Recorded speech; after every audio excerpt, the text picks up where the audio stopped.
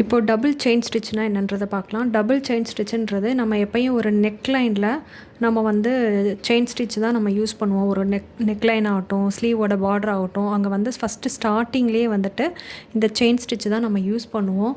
So அங்கே use பண்ணுறப்ப minimum வந்துட்டு ஒரு 3 லைன்ஸ் to 4 லைன்ஸ் வந்துட்டு நம்ம அங்கே வந்து ஒர்க் லைன்ஸ் போடணும். அது ரொம்ப நெருக்கமாக போடணும். ஸோ அதுக்கு ப்ராக்டிஸ் பண்ணுறதுக்கு தான் வந்துட்டு இது. ஸோ இப்போ வந்து நம்ம எப்பயும் போல்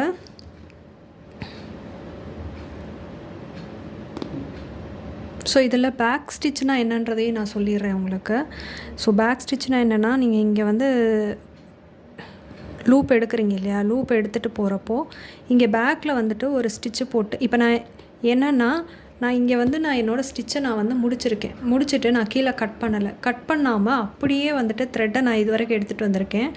ஸோ இப்போ நம்ம இங்கே எடுத்துகிட்டு வரப்போ என்ன ஆகும்னா, நம்ம கீழே வந்து நம்ம த்ரெட்டு போட தேவையில்லை, இங்கே ஸ்டார்டிங்கில் நாட்டு போட தேவையில்லை. சரியா? ஒரு இடத்துலேருந்து இன்னொரு இடத்துக்கு அப்படியே கீழே கட் பண்ணாமல் த்ரெட்டை நம்ம அப்படியே எடுத்துகிட்டு வந்து நம்ம ஒர்க்கை ஆரம்பிக்கிறோன்றப்போ கீழே வந்துட்டு நம்ம நாட்டு போட தேவையில்லை. இங்கே நோக்கில் வந்துட்டு ஸ்டார்டிங்கில் இதுக்கு முன்னாடி நம்ம ஒரு எண்டு நாட்டு பார்த்தோம் இல்லையா, அதுவும் போட தேவையில்லை. ஜஸ்ட்டு என்ன பண்ணலான்னா, இப்படி த்ரெட்டை எடுத்துகிட்டு பேக்கில் ஒரு ஸ்டிச்சை போட்டு நீங்கள் இப்படி கொண்டு வந்துட்டால் போதும். அந்த மாதிரி பேக்கில் ஒரு ஸ்டிச்சை போட்டு அப்படியே ஆப்போசிட்டில் நீங்கள் ஒர்க் பண்ணிட்டு போனீங்கன்னா எனக்குள்ள ஒரு நாட் ஒன்று ஃபார்ம் ஆகும். அதுதான் வந்து பேக் ஸ்டிச், இல்லைன்னா லாக் ஸ்டிச்சுன்னு சொல்லுவாங்க. ஸோ இதை வந்து அந்த இடத்த வந்து இது வந்து லாக் பண்ணிக்கும், செக்யூர் பண்ணிக்கும், அதுக்காக யூஸ் பண்ணுறது. ஸோ அதனால் நான் இங்கே வந்துட்டு இந்த லாக் ஸ்டிச்சை போட்டுட்டு நான் இங்கே வந்து ஒர்க்கை ஸ்டிச் ஆரம்பிக்கிறேன்.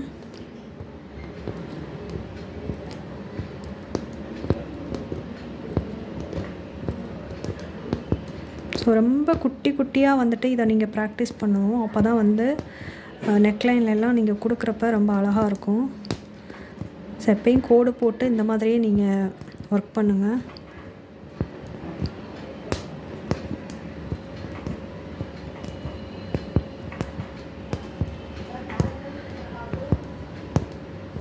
ஸோ இப்போ பக்கத்துலேயே இன்னொரு ஸ்டிச்சு நீங்கள் எடுத்துகிட்டு வரணுன்றப்ப இங்கனக்குள்ளே நீங்கள் எண்டு நாட்டு போட தேவையில்லை, கட் பண்ணி விட தேவையில்லை.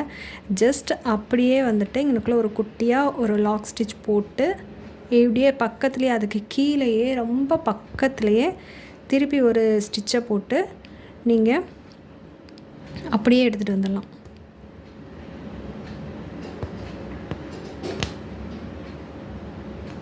ஸோ இந்த மாதிரி எடுத்துகிட்டு வந்துடலாம். இப்போ நம்ம என்ன பண்ண போகிறோன்னா, இதுலேயே உங்களுக்கு டைரெக்ஷன் ப்ராக்டிஸும் வந்துடும். ஸோ இப்போ நீங்கள் ஃபஸ்ட்டு வந்து இந்த டைரெக்ஷனில் ஸ்டிச் பண்ணிட்டு போனீங்க. இப்போ நீங்கள் வர்றப்போ இந்த டைரெக்ஷனில் ஸ்டிச் பண்ணணும். ஸோ அப்படியே நீடில் திருப்பிக்கோங்க. இப்போ இந்த ஹூக்கு வந்து இந்த டைரெக்ஷனை பார்த்துருக்கு, இந்த டைரெக்ஷனில் போகிறதுனால இந்த டைரெக்ஷனை பார்த்து ஹூக் இருக்குது.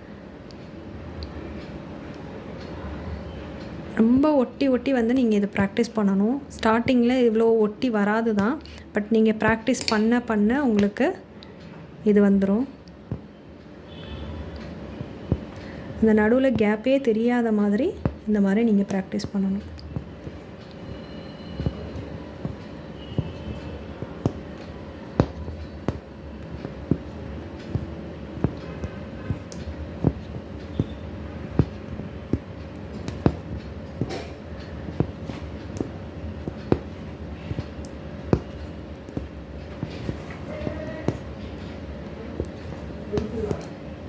இது நீங்கள் டபுளாக தான் வச்சு நீங்கள் ப்ராக்டிஸ் பண்ணணும்னு இல்லை.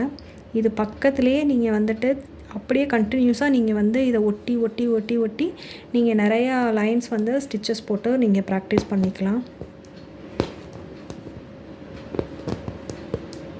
ஸோ ப்ராக்டிஸ் பண்ணுறப்போ அந்த மாதிரி ப்ராக்டிஸ் பண்ணுங்கள். இந்த அளவுக்கு நெருக்கம் வந்து இடையில கேப்பே வராத அளவுக்கு நீங்கள் ஒர்க் பண்ணணும். ஸோ இப்போ வந்து நமக்கு இங்கே வந்து இந்த லைன் முடிஞ்சிருச்சு. இப்போ இந்த இடத்துல நான் வந்து எண்ட் நாட் போட்டுக்கிறேன்.